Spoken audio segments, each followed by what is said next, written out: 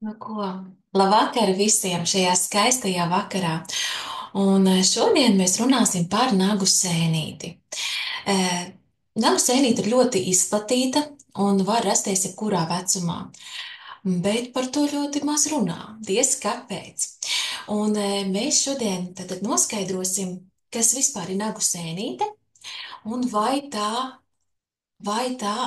tikai tā kā attīstās uz naga, vai tomēr cieši arī pats organisms no tā, kā arī mēs noskaidrosim, vai vispār var atbrīvoties no tās nagu sēnītes un kā. Ja?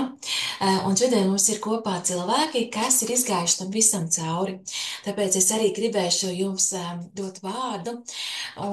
Pirms es dodu vārdus, gribu arī iepazīstināt jūs ar dakteri Sandru Kalniņu, kura ir tik liels palīgs tam visam, lai mēs to visu arī atrisinātu. Tā kā paldies tev, Sandra Kalniņa, par šo laiku, ko tu velti vēl vakarā cilvēkiem. Tā kā var tiešām just tavu mīlestību. Šobrīd es došu vārdu Kristīne. Tev pastāsti, kā tu iegūši šo nagu sēnīti, kas notika, kas mainījās un kā tu to risināji. Un kāds laika posms tev nācās, teiksim, tam visam iziet cauri kādā laika posmā, lai to atrisinātu.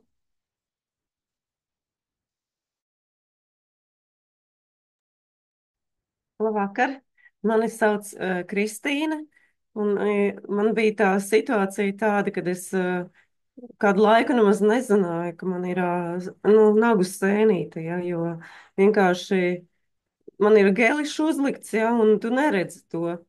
Bet, kad tu aizēji noņem nost, tu skaties, kaut kas stūrī nav tā, kā jābūt. Kaut kādi balti plankumi parādās, un tu nesaproti, kas tas ir. Es domāju, nu mazums es kaut ko smagu esmu nesus atrāvusi to stūri esmu, bet nē. Un man tā manikīra saka, nē, tā ir sēnīte. Un tad tu domā, nu ir ziepes, ko tālāk darīt. Un sanāca tā, ka man bija vairākas manikīras, un te es atradu vienu, kurā ir savi instrumenti, nu tieši priekš manis instrumenti, sava vīlīte, savas krāsas, nu viss šķērs, viss. Un tad es vienkārši tā arī pie viņas esmu palikusi. Un, pirmais, ko es darīju, šo te tejas koku eļu pilināju aiz nagiem, bet ar to nepietika. Man vajadzēja vēl izstrādāt programmu, ko es devos pie Sandras Kalniņas. Viņa ar fāla metodi noteica, kādu man produktu vajag vēl papildus lietot iekšīgi, lai es varētu šo te problēmu atrisināt. Nu, tā pagāja kāds pusgads, jau bija redzami rezultāti, un šobrīd man nav tās sēnītes vairāk. Jau ir pagājuši vairāki gadi. Nekas nav atgriezies. Vienkārši ir iespējams to sakārtot, bet ļoti kārtīgi to jādara. Jāpilina katru dienu tejas koku eļļu, bet arī iekšīgi ir jālieto produktiņi, kas palīdz to visu sakārtot. Jā, paldies, Kristīnīt, un daudziem noteikti rodas jautājums, ko sakārtot. Kas tas ir? Kāpēc jādara kaut kas iekšīgi, ja uz ārā mēs to redzam, vai ne? Īstenībā, tā, ka tajā tēmā iedziļinās, tad tiešām liekas tā, saliekās tā kā puzlīte kopā, kas notiek mūsu organismā, un ka tas tiešām ir jāuztver ļoti nopietni, jā. Tāpēc es došu vārdu tev, doktorīt, jā. Nu, pastāsti, no kā tad mums ir jātiek vaļā, ja? Un kāpēc tur attīstās, un tik tiešām tie nadziņi tiek visi pārņemti, ja? Kas notiek un kas tā ir? Mēs saprotam nagu sēnīte, nagu, bet sēnīte, par sēnīti varbūt arī vairāk. Jā, labs vakars visiem. Uh, Tā īsumā mēģināšu pārāk gari jums neizplūst, kā es jau Evitai teicu, ka nav mums visiem jākļūst par kaut kādiem īpašiem mikroorganismu speciālistiem. Bet gribu vienīgais to, lai jūs saprastu, ka ir atšķirība no tā, vai cilvēka organismā dzīvo baktērija kaut kāda, nu, teiksim, ko visi varbūt būs dzirdējuši to vārdu, kas ir streptokoks, ļoti izplatīts un izraisa dažādas iekaisumus, ko tomēr samērā viegli var arī mazināt. Bet sēnīte ir tāds īpašs organisms. Sēnītēm ir arī ļoti, ļoti daudz veidi. kaut vai tas, kas būtu varbūt dzirdētāks, Kandida, viņai kaut kur apmēram 200 veidi to, ko zinātnieki ir jau atklājuši. Nu, un ko mēs vēl neesam atklājuši, to Dievs vien zina. Ja? Tātad, bet sēnīšu vēl ir ļoti, ļoti daudz dažādi veidi ar dažādiem nosaukumiem, un tad katram nosaukumam vēl ir daudz un dažādas apakšgrupas. Atšķirība lielā starp baktēriju un sēnīti, kāpēc to ir tik grūti dabūt no organisma laukā, ir tas, ka vēl zinātnieki līdz šim brīdim nav īsti vienojušies, vai sēnīte ir vienkārši mikroorganisms, tuvāks baktērijai, kas ir nedzīvs, varētu zināmā mērā teikt. Nevar saprast, vai tas ir augs vai tas ir dzīvnieks. Jo tādās kategorijās iet spriešana par sēnīti. Un lielais noslēpums ir tajā, kā sēnīte pati vairojās, kā viņa izplatās. Es domāju, vismaz pastaigas pēc kāds esam bijuši mežā un redzam.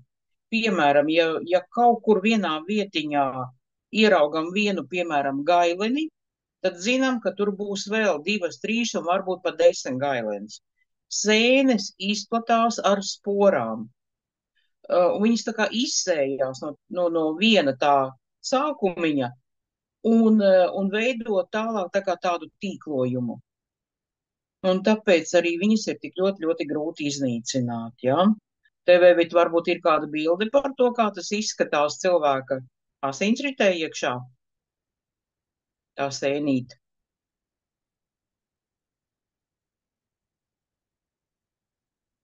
Lūk, šajā bildē, ja, tās krāsas varbūt neatbilst gluži patiesībai, jo, mikroskops ir smalka aparatūra un to visu vēl ir jāpalielina un kaut kādā veidā cilvēkiem saprotami jāparāda. Tad šī bildē es varu teikt tā, ka tas ir fotogrāfija zem mikroskopa lielā palielinājumā asinis, un tās lielās bumbiņas ir, teiksim, šūnas, kuras cīnās ar slikto. Un ja ieskatāties dziļāk, tad tur ir visur apkārt aplipuši tādi maziņi, tā kā tādi krikumiņi. Ja? Un, lai viņus visus likvidētu, organismam jāiegūda milzīgas pūles. Paldies, Evit, par šo bildi. Ja?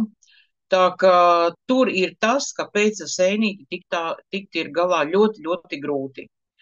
Un ir tā, ka sēnīte nav tikai nagu problēma. Viss, kas cilvēkam parādās uz ārpusi, tie paši nagi, ādas kvalitāte, ja tur kaut kas ir virsū, tad tas nāk no iekšpuses, nevis nāk no ārpuses, ka vienkārši tīri mēs kaut ko tur sasitām un tagad kaut kas notiek, ja. Ārējie faktori tikai provocē to, ka tajā vietiņā, lūk, vienkārši krāšņa bilde, ja, kā tas viss vizuāli izskatās, ka naks ir bojāts, ka viņš vairs nav gluds, viņš ir rievots, viņš sabiezinās, slāņojās, un galvenais, ka ļoti, ļoti biezs un neglīts tas naks, jā. Bet tas ir tas process, ko mēs redzam gala rezultātā, kad jau tā sēnīte, kā varētu pateikt, ir izlīdusi uz ārpusi no organisma. Ja organisms mēģina visādā veidā aizsargāt to, lai viņam iekšā būtu komfortabli un labi strādā. Jā, jo, lūk, arī nākamā bilde, jā, kur ir tāds, maketiņš, teiksim, uztaisīts, kā vizuāli vienā pusītē tas rozīgais, kur smukais, kā izskatās veselas zarnas, un kad ir kaut kāds bojājums, jo sēnīte neskar tikai nagus, viņa var dzīvot jebkurā vietā organismā un izraisīt dažādas problēmas. Arī zarnu traktam, gramošanas sistēmai, urīnceļiem, ginekoloģijai, elpošanas sistēmai. Es domāju, ka šogad varbūt ir kāds dzirdējis par to, kā cilvēki tagad janvārī, februārī ļoti smagi slimoja. Mikoplazma, kur bija bronhīti, pneimonijas, plaušu karsoņi, ja, un mikoplazma tā arī ir sēnīte, un tādēļ ar viņu bija tik ļoti, ļoti grūti tikt galā. Un kārtējās izpausmes dažādas, arī uz ādas, tā kā organisms mēģina izgrūst laukā to, kas viņam strādāt traucē iekšpusē. Ja? Tādā veidā, tā ir veidā. Jā, paldies, liels, Andriņ. Tā kā īstenībā, jā, tā sēnīte mūsu organismā, kā tu saki, ir visur un var izraisīt jebko. Un kā es arī, kad mācījos, kad nervu sistēma īstenībā ļoti cieš. Un mēs tā varam arī pavērot, tagad cilvēki ir šobrīd šeit zumā, domājot par tiem nadziņiem, jā. Un tā arī ir, tas ir mūsu skaistums, tas ir mūsu tā āriene, jā, kas šobrīd ir ļoti svarīga mūsdienās sabiedrībā. Bet es arī piefiksēju pāris nianses, un vai Sandrija, tu piekritīsi, ka kad sēnīte vispār organismā, tad pabojā gan nervu sistēmu, tad ir depresīvs noskaņojums, ja, nogurums, ja, gremošanas problēmas parādās, kā jau tu teici, ka tiek zemu trakts bojāts, ja, vēdera pūšanās. Ja, tas viss, tie visi traucēļi tiek novērst, un vēl joprojām tas ir, ja, tad arī tāpat liekais svars, kad ir mēģināts viss kaut kas, bet tas svars visu laiku nekustās no vietas. Vai, Sandra, tu piekritīsi, ka tie arī ir kā tādas tie signāli, teiksim, kad organismā ir šī sēnīte? Jā, noteikti, ja ir, teiksim, nervu sistēmas darbības traucējumi, viņi, protams, var būt pie ļoti dažādiem izraisītājiem, jā, bet sēnīte ir viena no agresīvākajiem. Ne jau tas, ka cilvēks smadzenēs dzīvo sēnīte, bet cirkulējot organismā pāsīns riti, sēnītes atlikumi, teiksim, toksīni, piesārņojums ar tiem toksīniem dod slodzi, ka nervu šūnas vairs nemāk normāli strādāt, jo viņām nav tik patīkama vide, lai viņas varētu labi darboties. Un tad arī rodās tādi nervu sistēmas traucējumi. Gramošanas sistēma, nu tā arī ir, es teikšu, viens no top vietām, kur sēnītes traucē strādāt organismam, jā.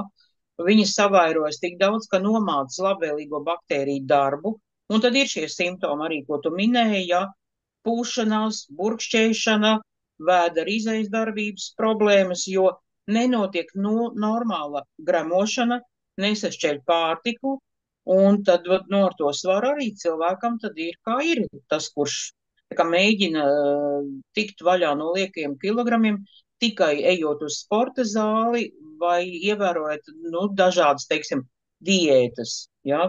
Tur ar to vien ir pamaz, ja organismā ir kaut kas, kas traucē viņam mierīgi labi strādāt. Jā, noteikti. Paldies, Andriņ. Nu, tad rodās tāds jautājums, nu, tad kā tikt ar to galā vispār, jā? Un es saprotu, ka te iet runa vispār par sēnīti, kā tādu, ne tikai nagu sēnīti, jā, atsevišķi nodalot to.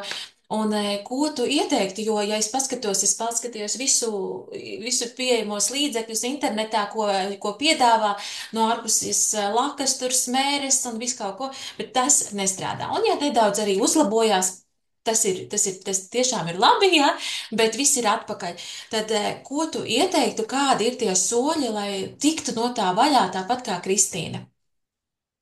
Jā, nu, Kristīnai, kā saka, gods un slava, jo viņa atnāca pie manis, tad, kad viņa noķēra to ļoti ātri salīdzinoši, tas bojājums nagām nebija pārāk liels, un tajā brīdī, ka viņai, nu, kā viņa teica, ka tos iepriekšējo nākus noņēma nost, vienkārši, teiksim, un jaunos gatavojās uzlīt, un tad viņi ieraudzīja, ka kaut kas nav kārtībā. Tad arī sākām to darbu, bet, nu, tas ir diezgan pacietīgs, cilvēkam jābūt pacietīgam, to visu darot, jo to, ko es minēju sākumā, ka sēnīte ir diezgan agresīva. Viņa ļoti viegli izplatās, un to apturēt ir ļoti, ļoti grūti, ja? Bet var, ja? Pirmais, nu kā, jārada tādu vidi, lai sēnīte iekšpusē nebūtu patīkami dzīvot cilvēka organismā, un lai viņa nesavairojas tik daudz, ka ar to limfatisko sistēmu, ar asinsriti, lai viņa jau neaiziet tik tālu, ka ir jābojā jau cilvēkam nagi. Nu, par pāri jau pagaidām nepieskarsimies, jā, bet nu par nagiem, pat cik šodien runājam. Jo tikai klājot virsū, kā Kristīna arī sākumā minēja, piemēram, tējas koku eļļu, kas ar savām ētriskajām eļļām tā kā, nu, nīcina laukā to sēnīti, jā, ar to vien ir par maz. Tie ārējie līdzekļi nāk tikai klāt kā palīgi tam visam. Radam vidi, lai sēnīte nedzīvotu. Jā, tātad kādā vidē nedzīvo sēnīte, tas ir sārmainā vidē. Sārmainu vidi pamatā var radīt ar ūdeni un ar pārtikas, teiksim, ar ēdiena korekcijām, mainot savu ēdienu kārti. No sākuma iemācīties dzert ūdeni, ja cilvēks nezinu, cik jādzer ūdeni, ir kas viņam pateiks. Tālāk par ūdens kvalitāti ir runa, jā. Tas nav vienkārši, nezinu, jebkurš ūdens, jā. Tur tad ir pierādījumi, ka ūdens arī var būt nedzīvs un ne tādā kvalitātē, lai viņš būtu pieejams organismam un noturētu to sārmaino vidi. Jo pārējie dzērieni, viņi nerada sārmainu vidi. Tas ir tikai ūdens, kas arī ir tā kā līdzsvaru, lai noturētu ar pārtiku. Jo pārtika pati par sevi arī nav sārmaina. Tikai atsevišķi produkti ir sārmaini. Un lūk, šeit arī jāņem nost ir galvenokārt to, kas traucē. Un divi pirmie tādi ir, kas rada skābo vidi, baltie milti un cukurs. Šie tā ir produktu grupa, tas nav konkrēti, šo maizi nēd, to maizi ēd vai ne, bet cukurs tā ir un baltie milti tā ir milzīga produktu grupa, no kuras ir jāatsakās, jo viņi vienkārši baro to sēnīti. Tā ir viņai labvēlīga vide. To pirmais, kas jāņem nost. Un tālāk, ideālā variantā ir tā, kā arī Kristīna darīja, ja, ka, paskatāmies organismā, kurām sistēmām, piemēram, sēnīti visvairāk traucē strādāt. Un uzlabojot viņu darbu, mazinot tur jau to sēnītes daudzumu, tālāk var palīdzēt arī visam organismam, lai viņa neizplatītos. Tiekamies, nosakam šīs vājākās vietas, un tad veidojam, programmu no dabīgiem produktiem, lai nav sēnīte, nav toksīnu, un nav tā skābā vide, kurā viņa var mierīgi atkal dzīvot un atkal izplatīties. Jo bieži cilvēki saka, bija svētki, atkal man palika sliktāk, jo taču paēdām kaut ko garšīgi, iedzērām varbūt kādu vīna glāzi vai vairāk kafiju iedzērām, ja. Tas ūdens palika mums 3., 5. plānā kaut kur tajās dienās. Tā ir normāli, esam tikai cilvēki, ja. Reti, kurš mēs varam tā dzelžaini noturēties pie noliktā grafika, kādam viņam būtu jābūt, ja? Bet ir arī tā vēl, ka cilvēkiem var būt dažādas sēnītes. Tas, ka viņi ir uz naga, tas nenozīmē, ka visiem ir pilnīgi vienāda sēnīte. Var būt dažādi, var būt kaut kādas kombinācijas starp viņām un baktērijām arī, ja? Un līdz ar to tās programmas nav visiem viena, ja? Tagad es nosaukšu 3 produktus, piemēram, dzeram visi tagad tos 3 produktiņus, 3 mēnešus no vietas, pat 2 vai 5 kapsulām dienā, un tagad mums nevienam vairs nebūs sēnīte, kam ir bijusi. Tā nenotiek, jo katrs mēs esam individuāls, ja? Viens esam ar gaišām acīm, otrs ar brūnām acīm, un matu krāsa šāda tāda, bet tas jau ir arī mūsu organisma iekšpusē, ka katrs mēs esam individuāls, un individuāli arī pielāgojam gan produktus, gan arī attiecīgi tam cilvēkam devu. Ja vienam varbūt palīdz, 2 kapsulas dienā, tad otram ir vajadzīgs, piemēram, 4 kapsulas dienā. Un tas nav atkarīgs no tā, cik cilvēks, kā tu arī minēji par sēnīti, vai viņš ir jauns cilvēks, vai viņam jau ir, 50 plus, un arī pat ne no tā, cik viņam ir kilogramu, ja? Vai viņam ir 60, vai viņam ir 120. Tas ir vienkārši individuāls organisms un viņa jūtība pret dažādiem produktiem. Tā, Evita, darbs un darbs ar to visu, bet izdarīt var noteikti. Jā, un tieši man patīk tas, ka tu piedāvā šo te individuālo pieeju. Tu velti laiku 40 minūtes cilvēkam un pat vairāk, vai ne? Tas sanāk, jā. Aptuveni, Jā, un man patīk tas, ka tu tiešām tur iesaki no pārtiks produktiem, tātad tavā gadījumā, ja, par cik ir problēmas, varbūt grūtības aizkuņģim, varbūt pārstrādāt šos te produktus, trūkst fermentu, ja dēļ tām sēnītēm ar tā var būt, tad tu iesaki tieši konkrēti to produktu grupu, ja, vai noņemt, vai pielikt klāt.